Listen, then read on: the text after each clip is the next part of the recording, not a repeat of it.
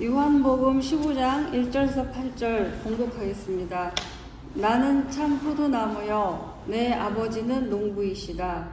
내게 붙어 있으면서도 열매를 맺지 못하는 가지는 아버지께서 다 잘라버리시고 열매를 맺는 가지는 더 많은 열매를 맺게 하시려고 손질하신다.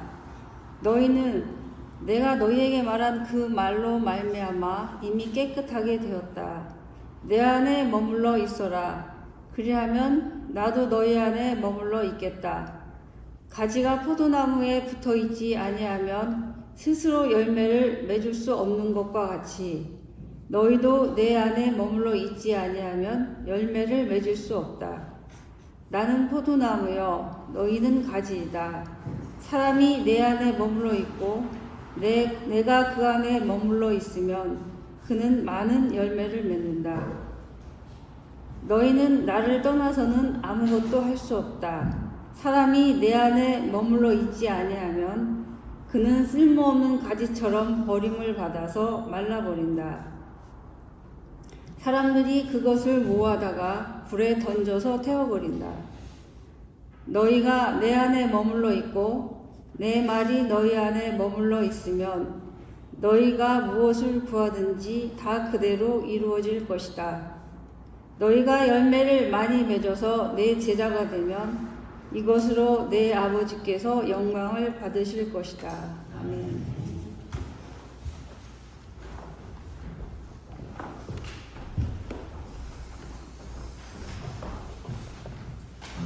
네, 오늘 요한복음 15장 1절부터 8절 말씀 열매 맺는 삶이라는 제목을 가지고 함께 말씀 나누도록 하겠습니다. 오늘은 예배가 끝나고 난 뒤에 우리가 바디 모임이 없이 우리가 오늘은 우리 이동진 장로님, 우리 김강정 목사님이 새로 이사하셨어요. 그래서 거기서 같이 우리 예배 드리고 같이 교제하는 시간을 갖도록 하겠습니다. 한 번 더 같이 기도하겠습니다. 하나님 아버지 감사합니다. 우리를 이 자리로 불러주시고 주님을 예배하고 찬양 드릴 수 있도록 허락하신 것 감사드립니다. 이제 하나님의 말씀을 살펴보려 합니다. 말씀 앞에서 아버지 우리의 생각들이 깨어지는 시간 되게 하여 주시옵시고 말씀 앞에서 우리들이 다시 한번 세워지는 시간 될 수 있도록 도와주시옵소서. 우리의 삶 가운데서 우리가 세상적인 생각들을 내려놓게 하여 주시옵시고 이 예배를 통해서 우리 자신들을 거룩한 하나님 앞에 산 제물로 드리는 시간이 되게 하여 주시옵소서. 우리가 함께 또 이 자리에 나올 때 하나님 앞에 물질로 우리 공동체를 세우기 위해서 또 우리 각 사람들을 세우기 위해서 이 자리에 나왔습니다. 하나님 그 수고와 헌신들을 주님께서 기억하여 주시옵시고 하나님께서 갚아 주시옵소서. 감사합니다. 예수님의 이름으로 기도합니다. 아멘. 오늘 열매 맺는 삶이라는 제목을 가지고 함께 말씀 나누도록 하겠습니다. 구약 성경에서 이스라엘은 종종 포도로 비유가 됩니다. 이사야서 5장이라든지 또 시편이라든지 또 예레미야라든지 이런 각각의 구약 성경 본문들을 보면 하나님께서는 포도나무를 잘 자라게 하시는 농부로 이스라엘은 포도로 비유가 됩니다. 근데 이사야서 이 5장을 보면 하나님께서 이 포도나무를 그렇게 사랑을 가꾸셔서 잘 다듬어 주시고 사랑을 베풀어 주셨음에도 불구하고 이스라엘이 좋은 열매를 맺는 것이 아니라 들포도를 맺는 것으로 결과가 나오게 됩니다. 하나님께서는 그 들포도를 만들어낸 이스라엘을 심판하십니다. 그러니까 이제 이 구약 성경에서 이렇게 포도로 이스라엘 자신들을 포도로 이야기했었을 때 이스라엘 백성들이 이런 부분들을 이스라엘 백성들이라든지 유대인들이라든지 잘 알고 있었다라는 거죠. 자, 이런 그 백그라운드 가운데에서 우리가 오늘 좀 본문을 살펴보도록 하겠습니다. 오늘 우리가 살펴보는 요한복음 15장의 포도 이야기는 사실은 요한복음 13장부터 이어지는 이야기 중에 한 토막입니다. 요한복음 13장을 보시면 예수와 제자들 간의 마지막 식사의 자리가 열려지게 됩니다. 이 마지막 식사의 자리에서 예수님께서는 제자들의 발을 씻겨 주시면서 그리고 그 마지막 식사의 자리 가운데에서 제자들에게 몇 가지 주제를 가지고 말씀을 전하십니다. 그 중에 하나는 제자들이 당신을 배신할 것이라는 말씀, 또 한 가지는 새 계명을 주시겠다라는 말씀. 그 새 계명은 하나님을 사랑하는 것이고 내 이웃을 내 몸과 같이 사랑한다라는 거죠. 그리고 또 마지막으로 성령을 보내시겠다라는 말씀. 이런 말씀들을 말씀하십니다. 그리고 나서 그 중간에 들어있는 말씀이 바로 이 포도나무에 대한 이야기입니다. 즉 오늘 본문은 예수님의 고별 말씀이라고도 할 수 있습니다.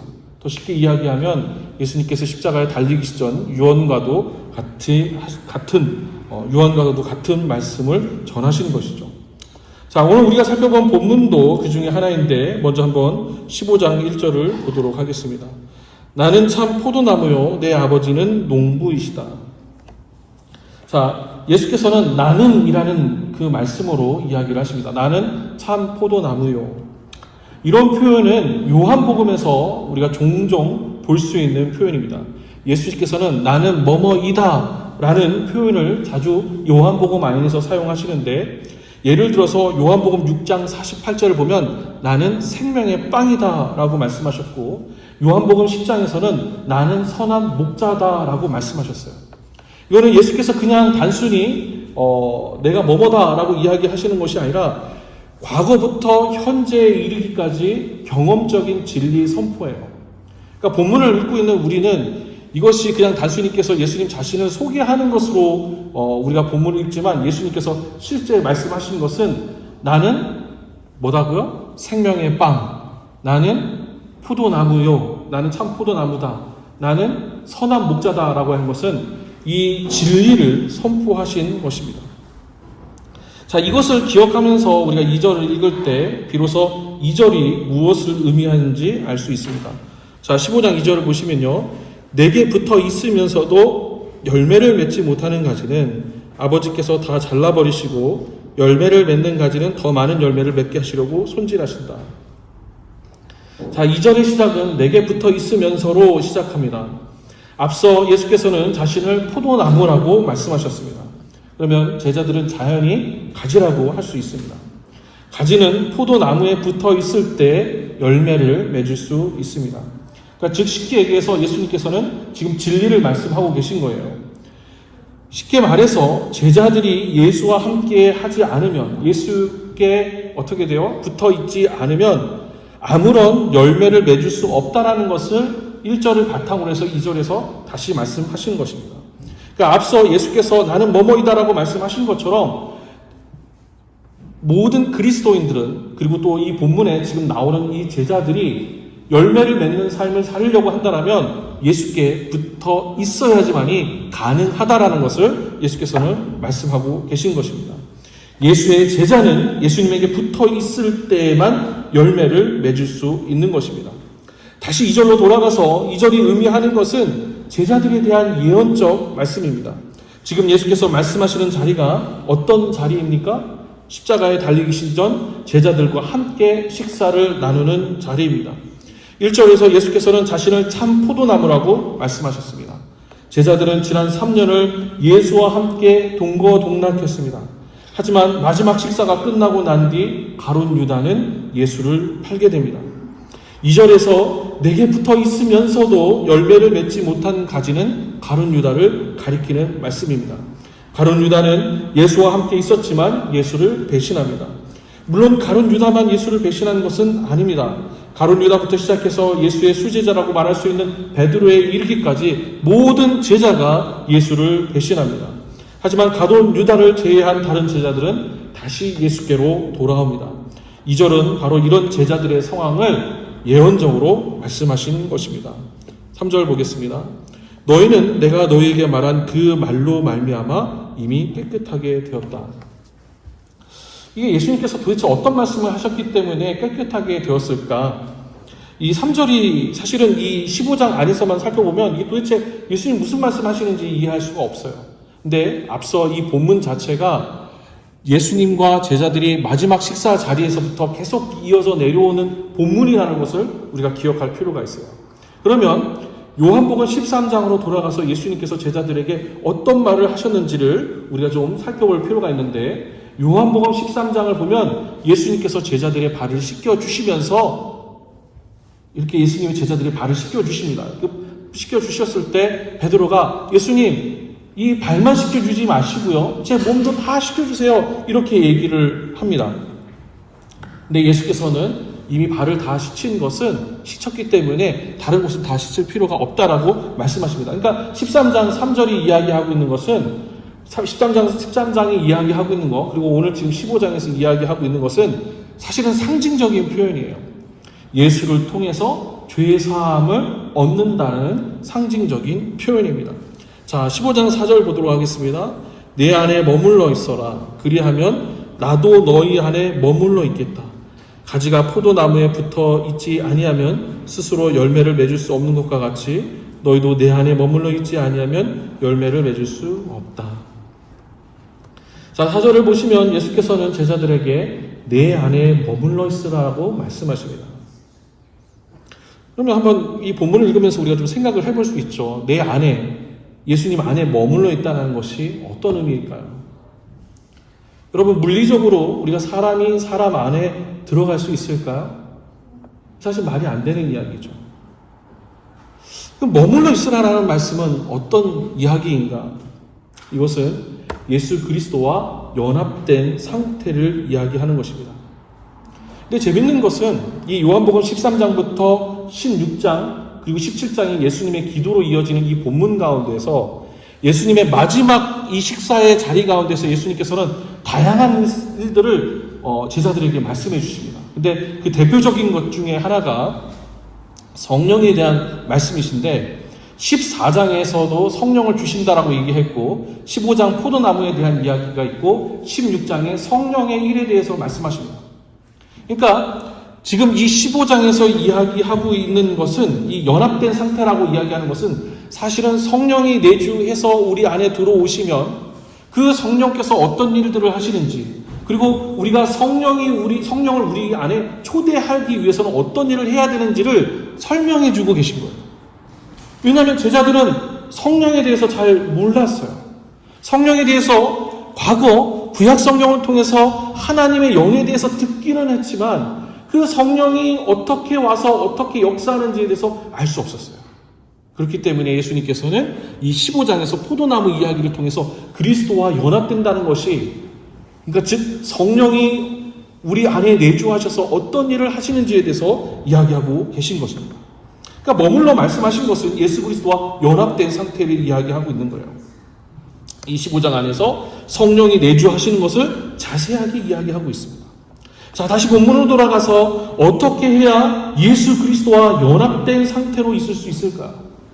여러분, 어떻게 해야지 예수 그리스도와 연합된 상태로 있을 수 있을까요? 그냥 성령을 받고 그것으로 끝나는 것일까요? 그렇지 않죠. 예수께서 말씀하신 것을 지키려고 할 때, 예수께서 말씀하신 것을 계속 생각하고 마음에 두려고 할 때 우리는 그리스도와 연합된 상태에 있을 수 있어요. 예수께서는 그렇게 제자들이 예수께서 말씀하신 것을 지키려고 할 때, 예수께서 말씀하신 것을 계속해서 생각하고 마음에 두려고 할 때 나도 너희 안에 머물러 있겠다라고 말씀하셨어요. 그리고 그렇게 할 때야지만이 열매를 맺을 수 있다라고 말씀하셨어요. 그러니까 그리스도인으로서 열매를 맺는 삶이 가능하려면 예수님이 말씀하신 것과 행하신 것, 그리고 예수님께서 그 성경 가운데서 말씀하신 것이 우리 안에서 계속해서 생각나야 되고, 계속해서 예수님 말씀하신 것을 되새겨야 되고, 내 마음과 내 생각과 내 행동 가운데서 그것들이 자꾸 생각이 나야 돼요. 그런 사람만이 성령의 예수님과 예수 그리스도를 믿음으로 말미암아서 열매를 맺을 수 있는 것입니다. 정리하자면 예수께서 말씀하신 것을 마음에 두고 그것을 생각하고 예수께서 행하셨던 것을 나도 따라 행하려고 할 때 그것이 그리스도와 연합된 것입니다. 그리고 그때 열매를 맺는다라고 예수께서 말씀하십니다. 자, 5절 보겠습니다. 나는 포도나무요 너희는 가지이다. 사람이 내 안에 머물러 있고 내가 그 안에 머물러 있으면 그는 많은 열매를 맺는다. 너희는 나를 떠나서는 아무것도 할 수 없다.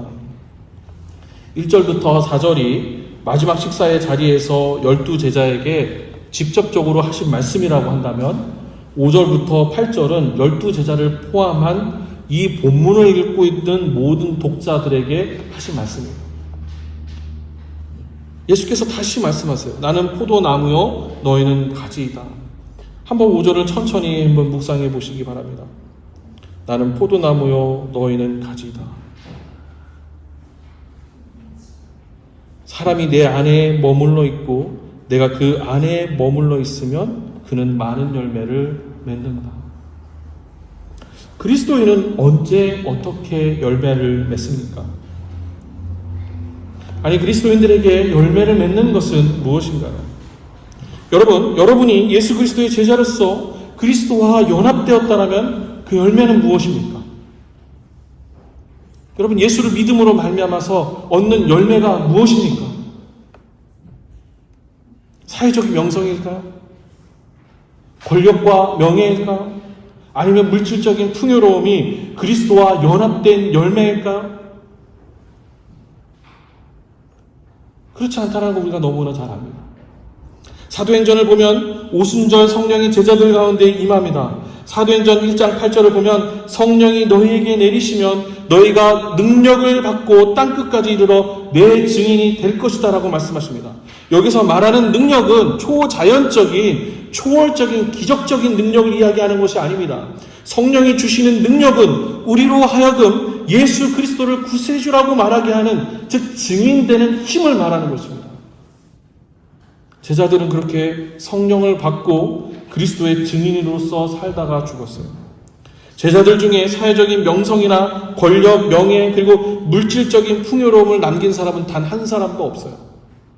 제자들이 남긴 것은 무엇을 남겼을까요? 제자들이 무엇을 남겼나요? 제자들이 남긴 것은 사람을 남겼어요. 제자들이 남긴 것은 예수를 믿는 사람들을 남겼어요. 제자들이 남긴 것은 예수로 인하여서 삶이 변화된 사람들을 남겼어요. 가만히 잘 생각해 보시면 예수께서도 무엇을 남기셨나요? 예수님께서 3년간의 공생애를 마치시고 난 다음에 예루살렘 저쪽 북쪽으로 좀 올라가서 동쪽으로 좀 가다 보면 큰 보물창고가 나올 거야. 거기서 그것들을 하나씩 캐다가 너희들 한몫 잡고 큰 사역들을 해. 이런 얘기를 하셨나요? 아니요. 예수님께서는 그렇게 하지 않으셨어요.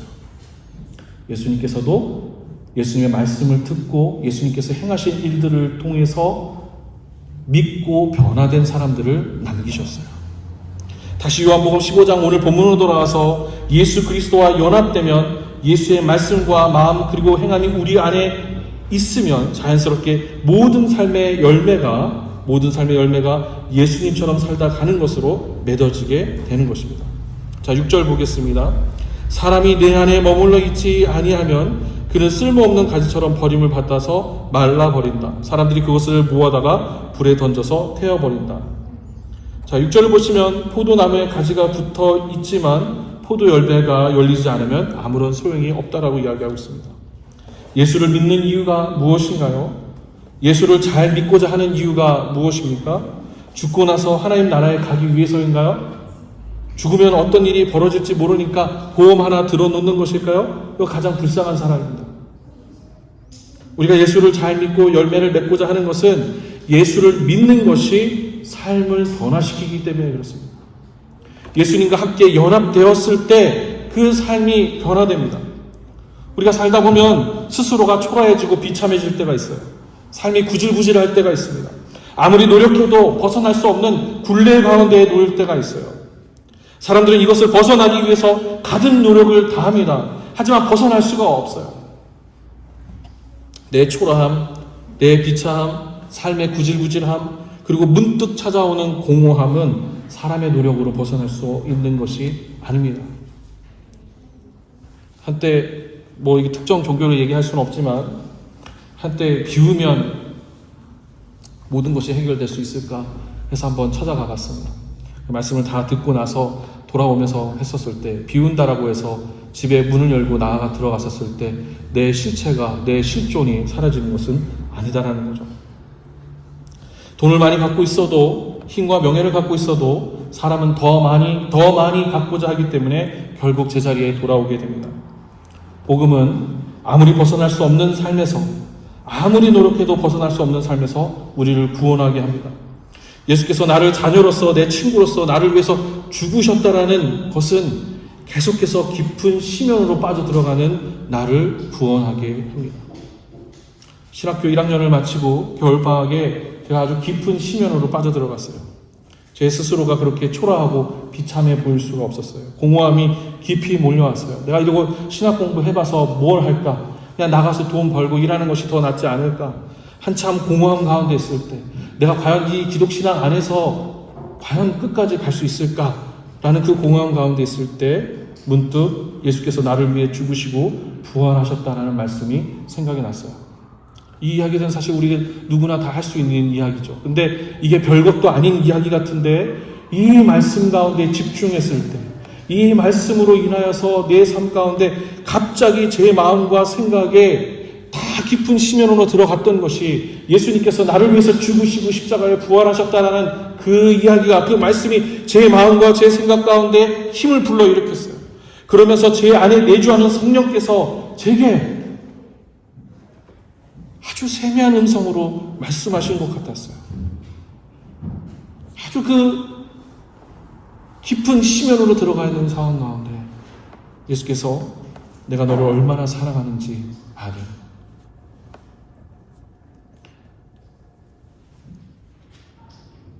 그런 마음을, 그런 생각을 예수께서 불어넣어 주시는 것 같았어요. 그렇게 했었을 때 초라하고 비참한 마음, 내 안에 공허함이 다 사라져갔어요. 7절 보겠습니다. 너희가 내 안에 머물러 있고 내 말이 너희 안에 머물러 있으면 너희가 무엇을 구하든지 다 그대로 이루어질 것이다.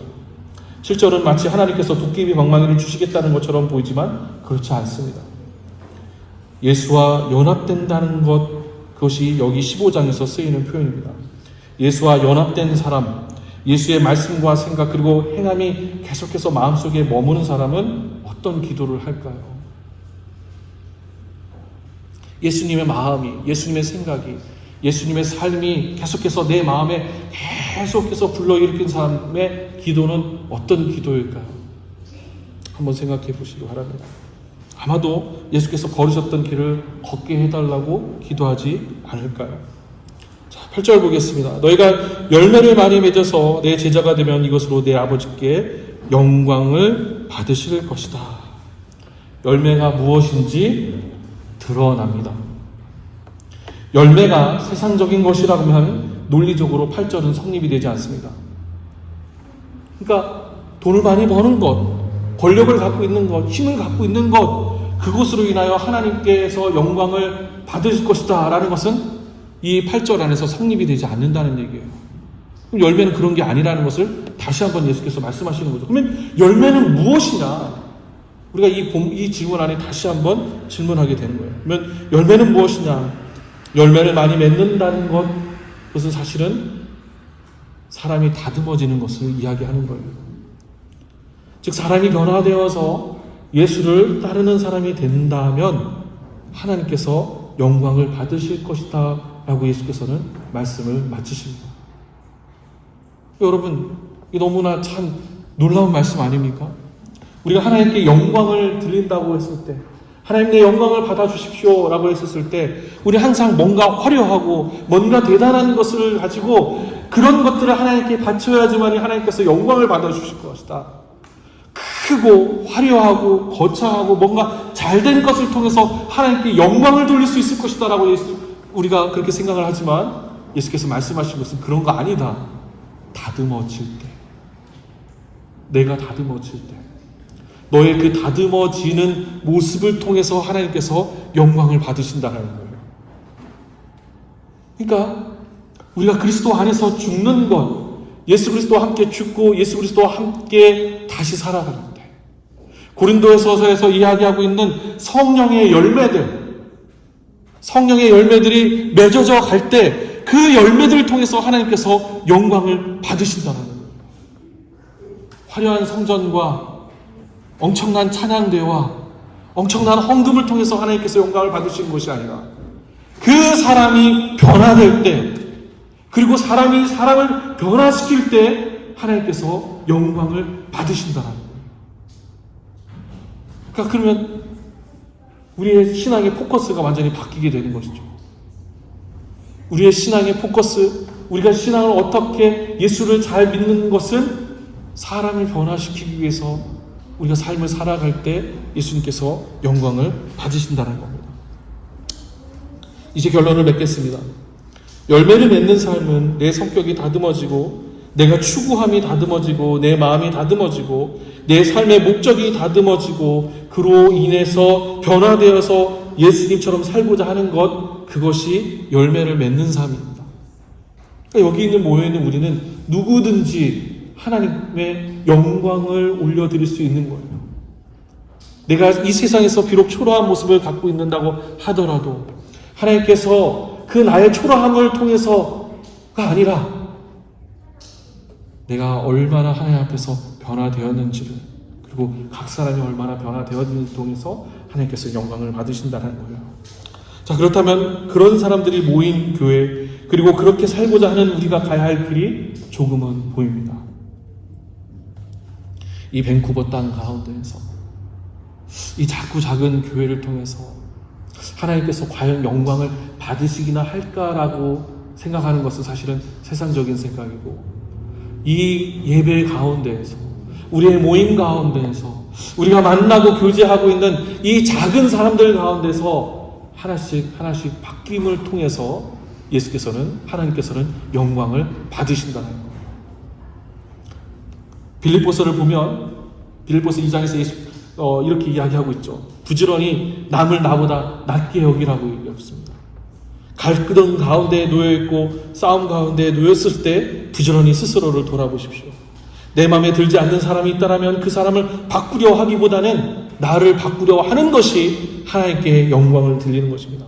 나의 변화를 통해서, 나의 내려놓음을 통해서, 나의 낮아짐을 통해서 예수가 드러나게 하십시오.